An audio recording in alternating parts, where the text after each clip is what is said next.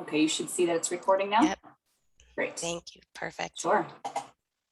So for those of you who aren't familiar with Penn State EPIS, EPIS stands for the Evidence-Based Prevention and Intervention Support. And our mission is ultimately to improve outcomes for children and families across Pennsylvania.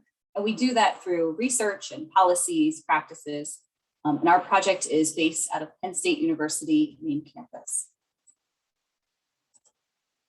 This is just a reminder here that this is just part one in a 5-part bi-weekly series. So please feel free to join us again for any of the sessions that you see listed here. Today's learning objectives are that we're going to briefly discuss the multiple components of sustainability. We'll review strategies to increase effectiveness, discuss startup and operating costs to be considered, and we'll explore cost efficiencies and funding streams. Now, if the word sustainability has you scratching your head and trying to figure out the meaning or how does it really relate to your program or your organization specifically, you might not be alone. I know that when the IS team met originally to start planning for this webinar, we knew that we could take it in so many different directions, right? There's just various aspects that are related to sustainability. So how do you fit them all in a 1-hour webinar? And then I skimmed through the registration responses that each of you filled out when you registered for today. And I stopped at the question, how do you define sustainability? And the definitions ranged from the ability to maintain, to securing funding, to task management, to growing with changes, right? So for many people, sustainability simply means raising money. You raise the money that you need to keep delivering your program. But for others, sustainability focuses mainly on determining the right strategy for continuing to offer your evidence-based program once that seed money has been exhausted. And we like to encourage folks to think more broadly about the meaning of sustainability, right? So the challenge for many providers in sustaining programs can range from basic substance and maintenance, right? So keeping the program alive or surviving.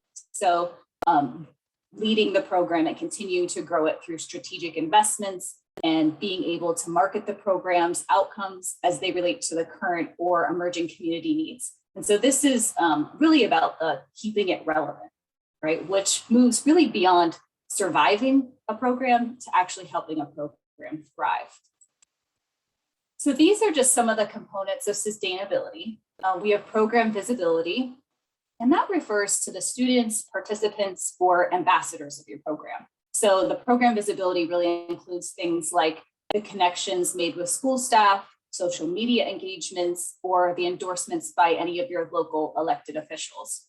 When you think about policies, these are really federal and state regulations that allow you to operate your program or receive certification. So it also refers to federal and state budgets that impact the amount of available funds that can be allocated to specific programs or agencies.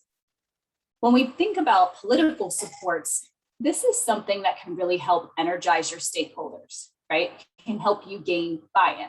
It makes the program that much more credible so that you know your elected officials and educate them on how funds are used and how funds are received. And this is a really good opportunity for you to share out program outcomes and success stories. And then lastly, we have the funding stability, which is vital to long-term program success. So know your expenses, and we'll touch on that a little bit later, but also know your available funding streams, right? And when funds are allocated or when RFPs are released, in order for you to know when to submit a competitive bid for those dollars. And while I realize today's webinar is solely focused on the financial side of sustaining evidence-based programs, I think it's important to note that sustainability is not only about the money. I think we could probably all agree that all the money in the world would build me a big, beautiful house, right? But if the foundation is crumbling or there isn't anyone home to take care of the house, then a house won't last despite all the money spent to build it. So thinking about building that strong foundation here, sustainability planning starts from day one. It starts from the ground up of your project and your program implementation. So just like building that foundation for your new home. Here, I just want to review some of the things about getting the right start and including the necessary items in your program's operating budget. So first, you need to know the cost of implementation. What do you need to start implementing your evidence-based program? Things like office or meeting space. Do you have to pay for that or rent it? Are there printed materials or handouts that you're going to need? Do you need a website or social media platforms? Do you have the right equipment? Dry erase boards, flip charts, facilitator manuals, computers, that sort of stuff. Staffing, how much is it going to cost? Not just to pay an hourly rate, but do you have fringe benefits that go along with that? Workman's compensation, taxes to pay, training and consultation, and then incentives for participants or volunteers, right? So those things that keep them coming back to your group over time. And then second, now that you've launched your evidence-based program, what's it going to take to stay operational? So take into consideration things like replenishing supplies, hiring, new staff training as your program expands, employee benefits, travel reimbursements, various locations and meeting spaces that might cost you some additional dollars.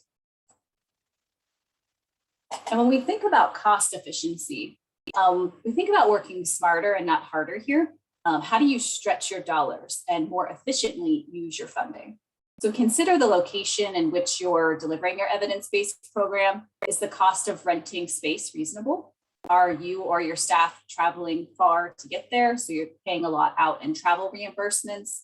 Does the location allow for your program expansion over time? Or is the entity who's offering your space willing to contribute that space on an in-kind basis?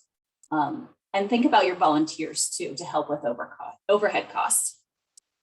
When we talk about incentives, incentives are a really nice way to get participants coming back time and time again, but they're also a nice way for you to thank program volunteers for their time. But think about what kind of incentive you're offering and if it's something that you can keep doing over time. So consider creative ways to incentivize participants or volunteers, like extra credit for attending if it's a school-based program, points towards a larger prize at the end of the program. When we think about tasks and responsibilities, it's always a great idea to have clear expectations of the roles for each volunteer or staff member, and just really outline their responsibilities so that folks aren't duplicating their efforts or their tasks. Know your staff's strengths and build off of those by assigning work to the individual who is likely to achieve the task in a timely manner or with limited oversight. Leveraging existing systems. So here we talk about partnering, right? If there's momentum for your program within the juvenile justice system, schedule a meeting and discuss how your evidence-based program will help accomplish their goals and objectives as well. So looking for strategic partnerships is a really great way to increase cost efficiencies. TOT, training of the trainer. So this is a great way to eliminate that ongoing cost that might be associated with training new staff. And it also is a good way to generate potential revenue if the program developer allows you to branch off and train others. So consider an on-site training of the trainer for your organization. And then lastly, when we talk about in-kind contributions, they're key. I like free stuff. I don't know if you like free stuff. So anytime someone is willing to give you a staff or a service or space in kind, it'll only benefit your program's budget. When you start to think about some of the sources that can be used to sustain your evidence-based program, we start to think about two things: high priority long-term funding sources and low priority short-term funding sources. So examples of long-term sources are things like county needs-based budget, school district dollars, medical assistance reimbursements. And when we talk about short-term funding sources, these are really those dollars that don't last forever. So typically these are grants that are used as seed money to help cover the startup costs of a program, but that you don't have to, they don't really have a shelf life, right? You know that the grant is only going to last for so long. So some grants you can think about are offered by the federal government, like the Substance Abuse Mental Health Services Administration or HRSA. There's state grants such as the PCCD funding that many of you have or had. There's county funding like block grants, children and youth or mental health dollars. Some communities have various foundations that can make donations or offer grant opportunities, but then there's also local resources like the United Way or grants from larger corporations like manufacturers or hospitals that can be considered. It's really important that you don't wait till the end of your funding period or the final year of your project to start applying or thinking about these things. So start that conversation sooner rather than later. These are just a few additional funding options that you can consider. Things like personal donations, business donations, annual giving campaigns, fundraising, and sponsorships. So when we talk specifically about budgets, cost efficiencies, and program revenue streams as a means to support sustainability, we have to consider the money in and the money out from all different angles. So the financial planning for the program is important to the host organization. So you should consider creating a plan that considers cash flow forecasting, cost benefit analysis, think about the return on investment and analyze that. And then what's the trade-off if you don't offer the program, right? Who will not benefit if we don't run this? The other things to consider are a sequence of strategic investments that can be made by the hosting organization that might benefit the program, and that you can develop a case for supporting the investment by conducting a cost benefit analysis and seeking that working capital, right? The needed resources that you have.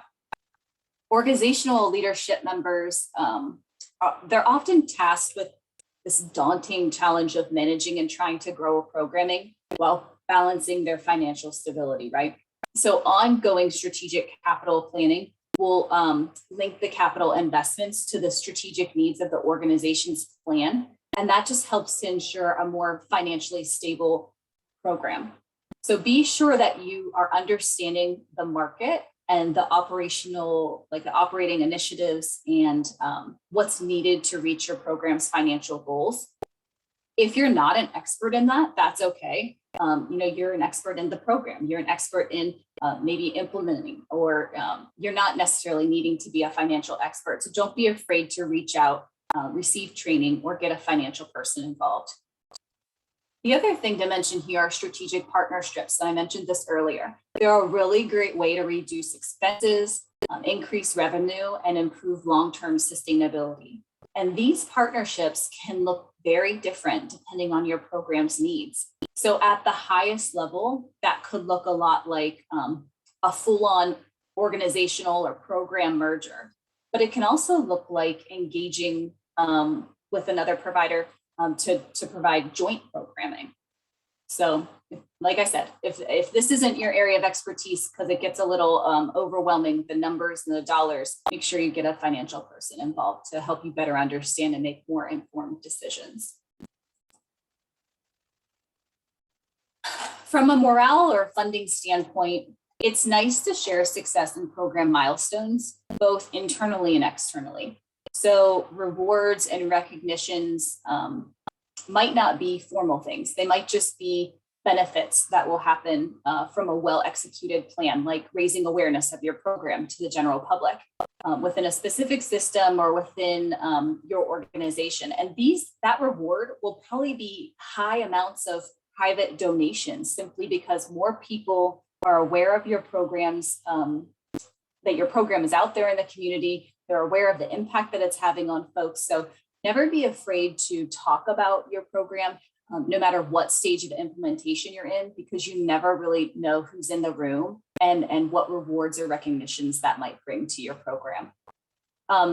Outcomes and tracking are very important also, especially for the grant application process. So not only do you need to be able to report back to your funders on how your program's doing, but you need to start to establish a track record of success for your program.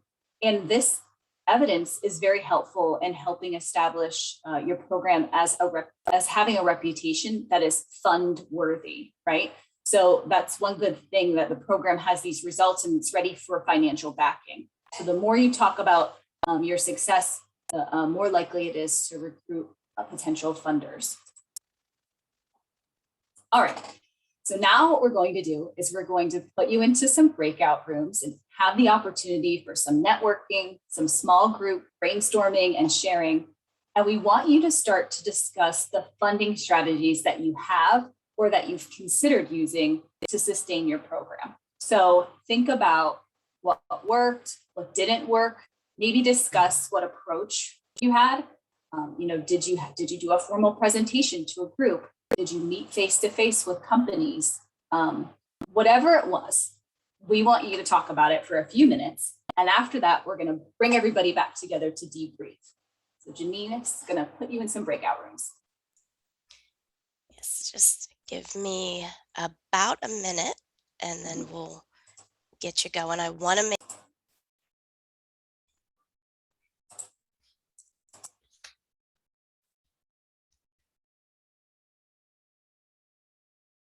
All right, well, welcome back. Hopefully you all had a meaningful discussion about the funding strategies that you've used. Love to hear how it all went down. So we're going to take a minute and just go room by room. And if you wouldn't mind, just kind of telling us what you talked about. We'll start with breakout room number 1. Nicole, can you give it maybe 30 more seconds? It looks like some are still probably wrapping up in their rooms. Yeah, but it's closing in a few seconds here. So we'll have everybody back.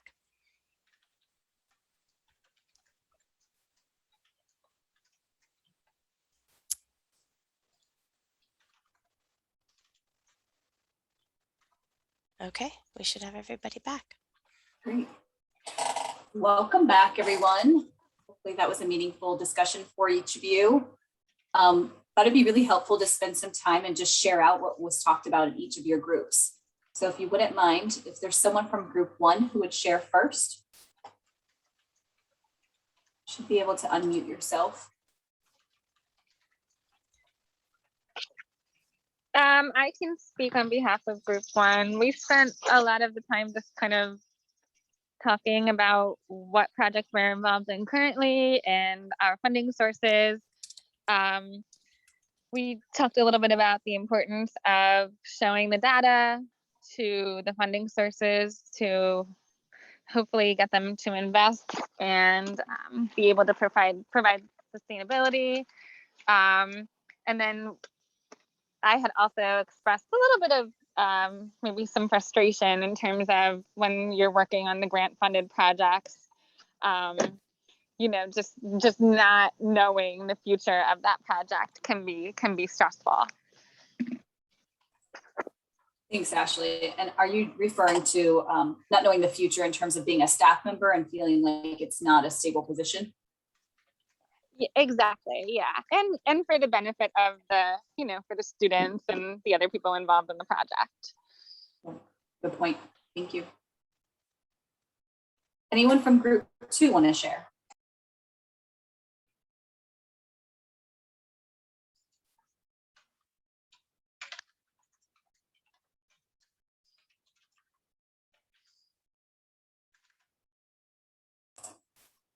Janine, do you know who was in group 2? I do not. I did put in the chat that if you would like to add some feedback from your room to the chat box, please feel free to type some things in. I am taking notes of your feedback because what we'd like to do is make sure that they're recorded and share back out to everybody after this webinar. So you can all benefit from the information that that was discussed in each of the rooms. And Janine, I can say that in our group, like we talked a little bit about how what the importance is of making sure you have those strong partnerships with the school districts that you're working with when it comes to a lot of these programs.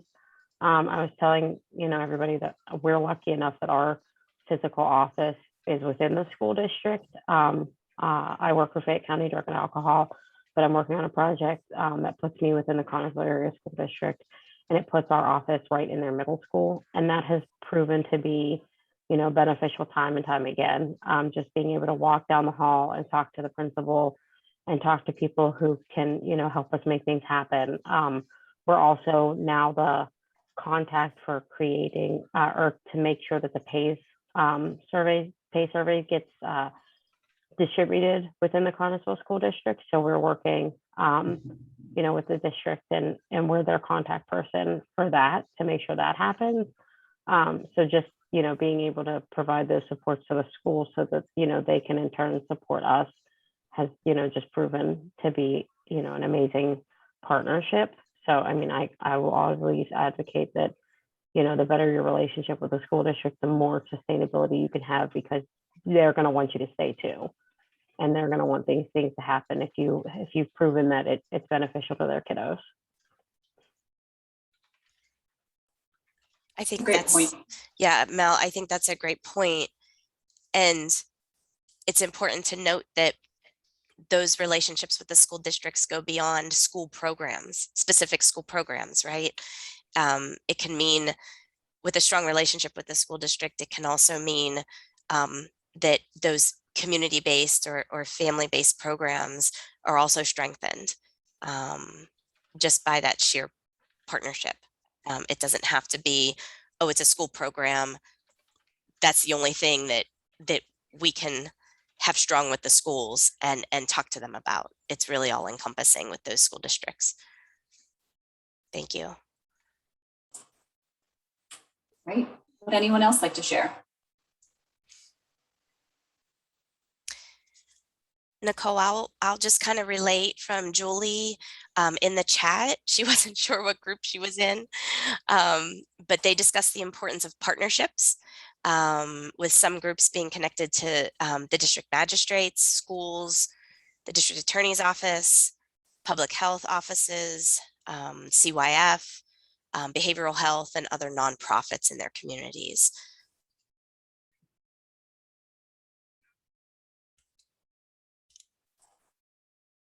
Excellent. Anyone else? I'll just share. I was in group 8, not that it matters, but thanks, Rita, for listening to me. It was just Rita and I.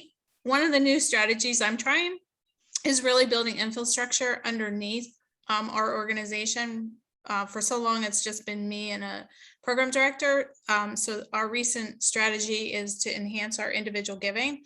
Loved your idea about case for support and really taking the grant and turning that into a case for support that she can use as she meets with individuals. So that's our newest strategy, is really to make an investment in a second tier in the organization of our leaders. Good point, thank you. Anyone else care to share?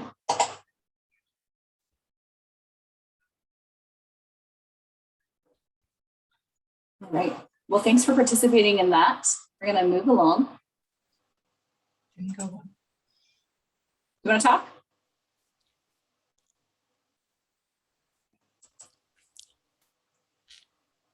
The IST wanted to share this visual, which is a little bit difficult to see, I realize that, but it's just one strategy that you can think about using. It's an Excel spreadsheet that we can share out after this webinar if you'd like, but it breaks down your program's costs into categories. So you see here training, ongoing consultation needs, materials and supplies, staffing, and then operating expenses. And so then you get the opportunity to kind of identify whether or not it's an ongoing program need or just a one-time startup cost. And then what you would do next is identify which funding streams could be available to pursue and sustain that element of the program. So this is a really great tool to use to break down and just visually see all of your expenses, start thinking about where the money can come from, and recognizing that you may not necessarily need to approach a funder about sustaining the entire program, but there might be an element or a piece that a particular funding stream could support that might just be a smaller chunk of money to them. So think about that more creatively, and we can share this out afterwards. Wanted to point out that EPIS has a sustainability planning checklist on our website. So I encourage each of you to download and use it. The checklist helps you to identify the gaps in your planning under the the buckets listed here. So budget planning, cost efficiency, program revenue streams, data as a sustainability tool, stakeholder engagement, staff retention and development, program participation. There's also several other program sustainability assessment tools available online that you can review and use on how to prepare or assess your program, or even how to develop an action plan and how to take action when you're talking about sustainability. And this is just another reminder for you to join us for the next 4 webinars in this series. The next one's occurring on September 14th at 9 a.m. Each webinar is going to be a little bit different, but I assure you that it'll be an excellent opportunity to learn, network, and to problem solve with peers. And then finally, I just wanted to end with the famous words of Pablo Picasso. He says that our goals can only be reached through the vehicle of a plan, and there is no other route to success. And this is why I stress the importance of planning for sustainability for your program. Even if your EBP is not written into your agency or your school or your organization's strategic plan, there really should be some type of strategic goal that addresses or that can be agreed upon to really define those specific goals and objectives that are related to the program, so that you guys have a short and a long-term vision of how you're going to sustain it. And then also, don't hesitate to reach out to the folks at EPIS. We're here to support you, and there's multiple ways that you can stay engaged with us. You can sign up for our listserv, and you'll receive emails and newsletters and updates on trainings and learning communities that are available. There's the EPIS website if you want to reach out to us. Definitely stay in touch.